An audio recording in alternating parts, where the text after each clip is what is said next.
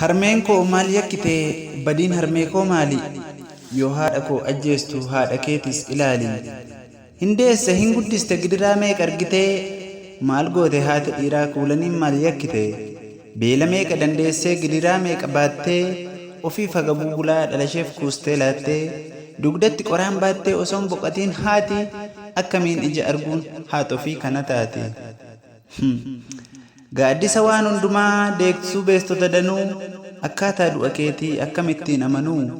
Ilmuma haadha qabu hintala haati deesse jecharree bee dadhabee rasaasatti si geesse.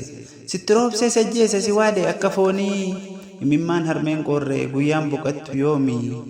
Kuulanii haadha gootaa kuulanii haadha sabaa miidhamni kee naguba caba keetu naaf cabaa.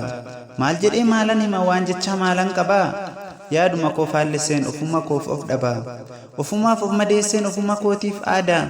Ofuma koof of gubeen ofuma koof of waadaa. Ofumaa tabba yaabeen dirree gamaa ilaala. Ofumaaf of xiqqeesseen ofumaaf hunda caala. Ofuma koof dhukaaseen diina meeqa ajjeesa. Ofumaa kufee ka'een gara duubaatti dheessa. Ofumaa wayyaa daareen ofumaa daara bahaa.